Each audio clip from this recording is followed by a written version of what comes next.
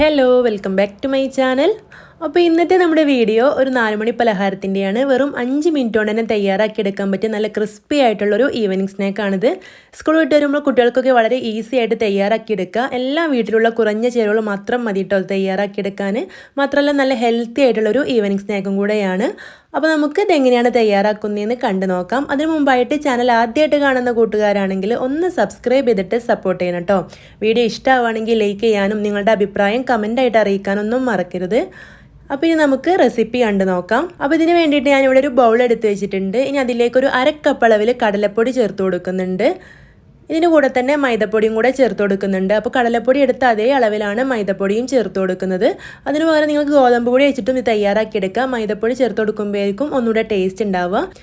ഇനി ഇതിലേക്ക് 1 table spoon അരിപ്പൊടി ചേർത്ത് കൊടുത്തിട്ടുണ്ട്. നല്ല ക്രിസ്പി ആയിട്ട് കിട്ടാൻ വേണ്ടിയിട്ട് ഇതുപോലെ അരിപ്പൊടി ചേർത്ത് കൊടുക്കണം. ആവശ്യത്തിനുള്ള ഉപ്പ് ചേർത്ത് കൊടുത്തിട്ടുണ്ട്. അതുപോലെ തന്നെ 1 ടീസ്പൂൺ കാശ്മീരി മുളക് പൊടി കൂടെ ചേർത്ത് കൊടുത്തിട്ടുണ്ട്.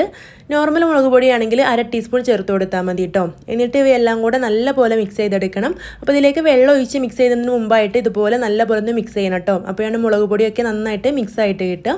ഇനി നമുക്കിതിലേക്ക് വെള്ളം ഒഴിച്ചു കൊടുക്കാം. അപ്പോൾ ആദ്യം തന്നെ ഒരുപാട് വെള്ളം ഒഴിച്ചു കൊടുക്കരുത്. കുറച്ച് വെള്ളം ഒഴിച്ചു കൊടുത്തിട്ട് നമുക്ക് മാവ് തയ്യാറാക്കിയെടുക്കാം. അപ്പോൾ ഇതുപോലെ ആദ്യം കുറച്ച് വെള്ളം ഒഴിച്ചു കൊടുത്തിട്ട് നന്നായിട്ട് കട്ടകളൊന്നും ഇല്ലാതെ ഉടച്ച ശേഷം വീണ്ടും വെള്ളം ഒഴിച്ചു കൊടുത്തിട്ട് ഇതുപോലെ മിക്സ് ആക്കിയെടുക്കാം.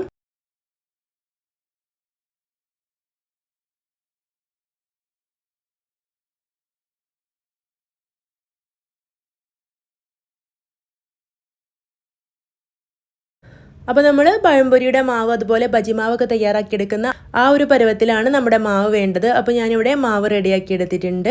ഇനി ഇതിലേക്ക് ചേർത്ത് കൊടുക്കുന്നത് 1/4 ടീസ്പൂൺ സോഡാപ്പൊടിയാണ്. അതും കൂടെ ചേർത്ത് കൊടുത്തു കഴിഞ്ഞാൽ വീണ്ടും നല്ല പോലെ ഇളക്കി കൊടുത്ത് മിക്സ് ആക്കിയെടുക്കാം. അപ്പോൾ ഈ ഒരു സോഡാപ്പൊടി കൂടി പോകാതെ ശ്രദ്ധിക്കണം. ഇതുപോലെ ഒരു 1/4 ടീസ്പൂൺ മാത്രം ചേർത്ത് കൊടുത്താൽ മതി. ഇനി നമുക്കിതിലേക്ക് വേണ്ടത് മുരിങ്ങയിലയാണ്. ഇതുപോലെ ഞാനിവിടെ കുറച്ച് മുരിങ്ങയില തണ്ടോട് കൂടെ എടുത്ത് വെച്ചിട്ടുണ്ട്. അത് നമ്മൾ ഈ ഒരു മാവിൽ മുക്കിയിട്ടാണ് ഇത് ഫ്രൈ ചെയ്തെടുക്കുന്നത്. അപ്പോൾ ഇതുപോലെ ഞാനൊരു പാൻ ഗ്യാസ് സ്റ്റോപ്പിൽ വെച്ച് കൊടുത്തിട്ട് ഇത് ഫ്രൈ ചെയ്തെടുക്കാൻ ആവശ്യമായിട്ടുള്ള ഓയിൽ ഒഴിച്ചു കൊടുത്തിട്ടുണ്ട്. ഓയിൽ ഒന്ന് ചൂടായി വന്നിട്ടുണ്ട്. ഇതിലേക്ക് ഇവ ഓരോന്നും ഇതുപോലെ മാവിലൊന്നിങ്ങനെ 2-3 പ്രാവശ്യം മുക്കിയിട്ട് ഇങ്ങനെ എണ്ണയിലേക്ക് ഇട്ട് കൊടുക്കാം. അപ്പോൾ നല്ല ചൂടായ എണ്ണയിലേക്ക് വേണം ഇത് ഇട്ട് കൊടുക്കാനായിട്ട്.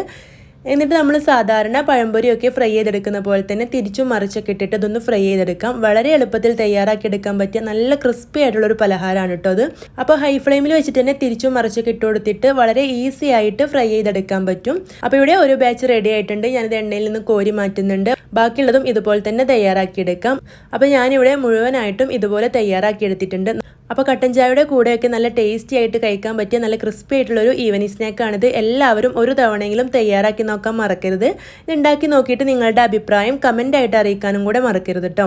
അപ്പോൾ വീഡിയോ ഇഷ്ടം ലൈക്ക് ചെയ്യണം. അതുപോലെ തന്നെ ഫ്രണ്ട്സിനും റിലേറ്റീവ്സിനും ഒക്കെ ഷെയർ ചെയ്ത് കൊടുക്കണം. അപ്പോൾ അടുത്ത നല്ലൊരു വീഡിയോ ആയിട്ട് വീണ്ടും കാണാം. താങ്ക്